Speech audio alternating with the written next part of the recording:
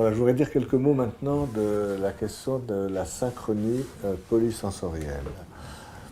Le,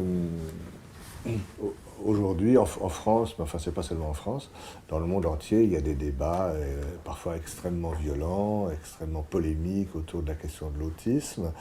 Bon, c'est toujours pareil, parce que en réalité, on n'a jamais été aussi près d'avoir des ponts et des vrais domaines de travail en commun entre neurosciences, psychopathologie et psychanalyse, mais je crois que c'est au moment où on peut faire la paix qu'il faut évidemment mettre des bombes. Ça s'appelle la logique du terrorisme qui est assez généralisée.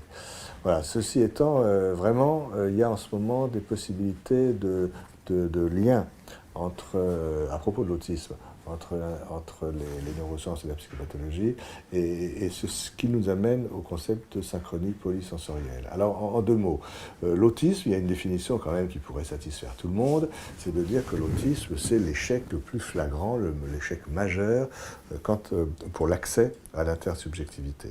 L'intersubjectivité, c'est ce qui permet de découvrir l'autre dans la réalité extérieure, sentir pour un enfant qu'un autre existe, que quelque chose d'autre que soi existe, découvrir l'objet au dehors. Ça se joue dans le champ de l'interpersonnel.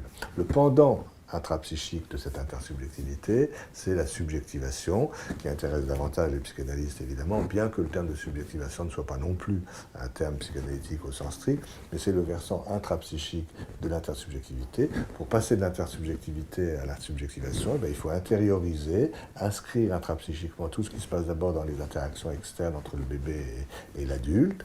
Ça peut s'intérioriser soit sous forme de modèle interne opérant, si on se réfère à la théorie d'attachement, ça peut s'intérioriser sous forme de représentation d'interaction généralisée, si on s'intéresse à la théorie de Stern et de l'accordage affectif. Tout ça, ce sont des inscriptions intrapsychiques, des mises en représentation mentale de ce qui se passe d'abord dans les interactions gestuelles, comportementales, entre le bébé et ceux qui en prennent soin. Il faut ajouter à ce mouvement d'intériorisation, pour passer de l'intersubjectivité à la subjectivation, il faut ajouter, bien sûr, une spécularisation, c'est-à-dire que se sentir un sujet, c'est pas simplement savoir qu'un autre existe, c'est inscrire en soi une image de l'autre qui est aussi un sujet. C'est ce que René Roussillon a développé sous le terme de l'objet autre sujet. Ça a été un moment très important dans ma vie professionnelle de travailler avec lui, René Roussillon, qui est psychanalyste d'adultes et d'enfants, quand on a écrit ensemble le livre sur la naissance de l'objet, parce que on partait de deux points de vue différents et on se rejoignait vraiment sur des choses tout à fait fondamentales. La subjectivation, c'est se sentir un sujet, mais c'est avoir en soi une image de l'autre, un objet, en sachant que l'autre est un objet qui, lui, peut me considérer comme... L'autre est un sujet qui peut me considérer comme un objet. Donc il y a une réciprocité, une mutualité, une inversion, une symétrie, une spécularisation.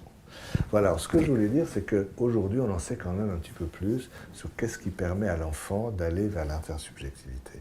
Et la synchronie polysensorielle est essentielle. Et là, on a un vrai pont entre psychanalyse et neurosciences et cognition.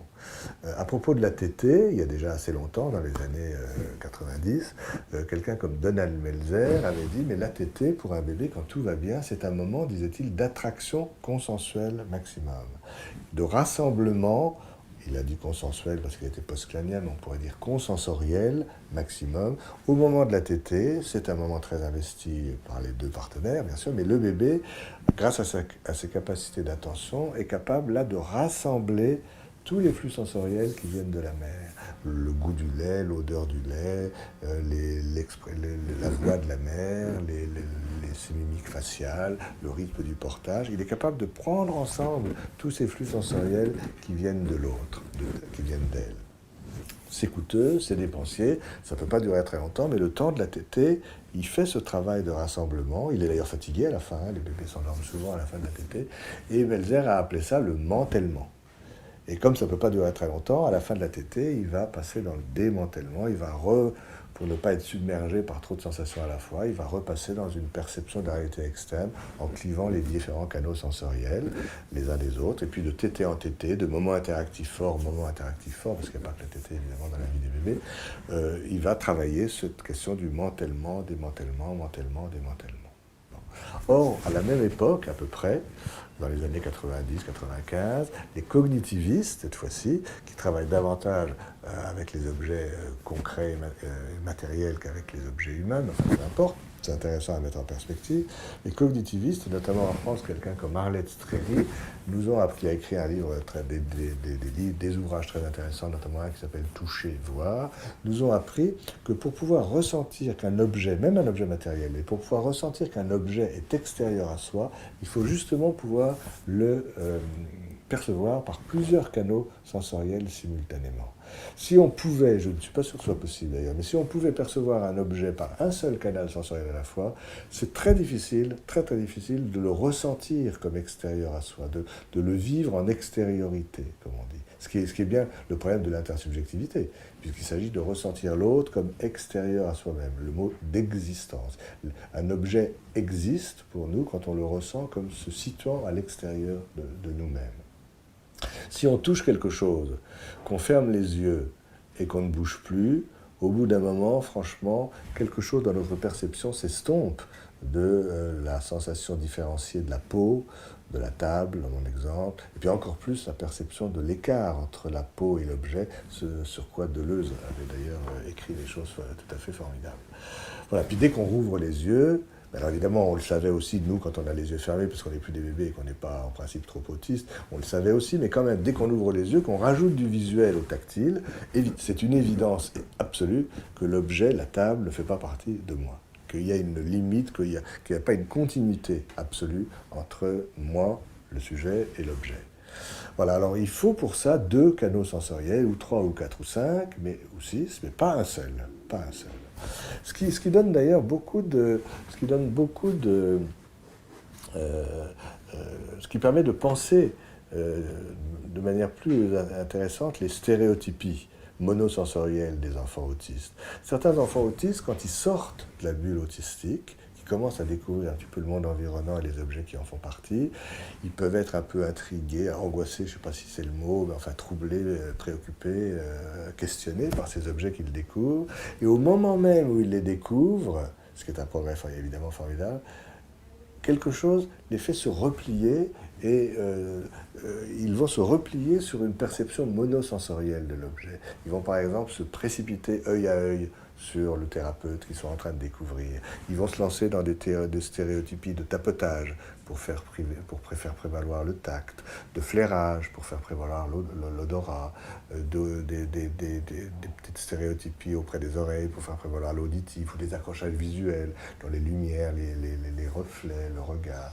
C'est assez pathétique parce qu'on a le sentiment qu'au moment même où l'enfant découvre l'objet en sortant de sa bulle, quelque chose lui fait peur, lui fait rebrousser chemin, et il se replie sur une perception monosensorielle de l'objet qui justement annule cette fameuse extériorité de l'objet qu'il est en train de mettre en place et qui est un pas vers l'intersubjectivité. C'est une sorte de dévitalisation immédiate de la perception en extérieur de l'objet qu'il découvre. Et c'est tout le talent à ce moment-là de l'intervenant, que ce soit un thérapeute ou une psychomotricienne ou d'autres, de savoir maintenir dans ces moments-là de reprise développementale une synchronie polysensorielle pour maintenir justement cet accès à l'intersubjectivité. Alors c'est plus facile à dire qu'à faire. Il faut des gens extrêmement compétents, extrêmement sensibles au développement précoce du bébé. Et c'est évidemment quelque chose de tout à fait central. Alors j'ai envie d'ajouter que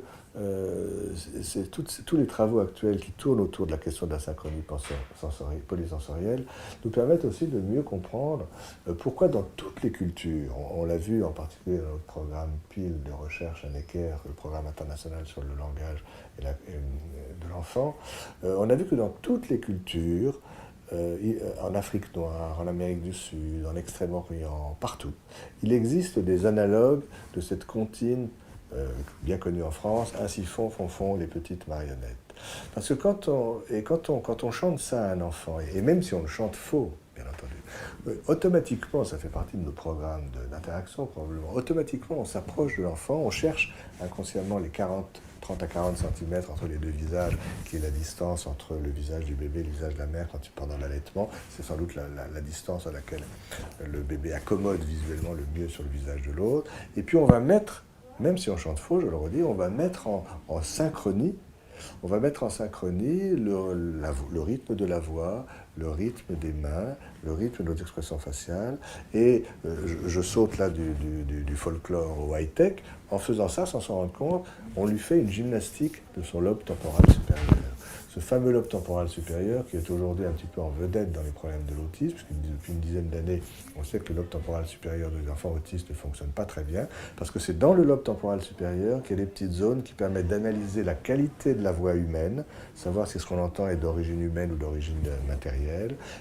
Dans le lobe temporal supérieur, il y a aussi une petite zone pour analyser le mouvement des mains de l'autre, et encore une petite zone, le gyrus fusiforme, pour analyser les expressions faciales, les mimiques faciales de l'autre.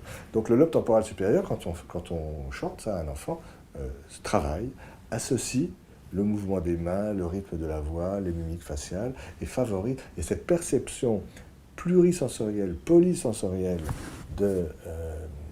pour le bébé est vraiment une condition, on le sait maintenant, de son accès à l'intersubjectivité et donc à la subjectivation qui s'y attache. Voilà, donc on est là, je crois, on est un peu à un tournant, hein, parce que cette conception des choses, elle résume peut-être pas, bien sûr, l'ensemble de la question de l'autisme, mais elle est tout à fait acceptable, et par les psychanalystes, et par les psychiatres, et par les psychologues, et par les neuroscientifiques, et par les généticiens, et par les cognitivistes. Si on est raisonnable, je crois qu'on a là vraiment un champ de travail en commun, et j'espère que ça permettra de dépasser et de réduire les clivages atroces auxquels on a affaire en ce moment.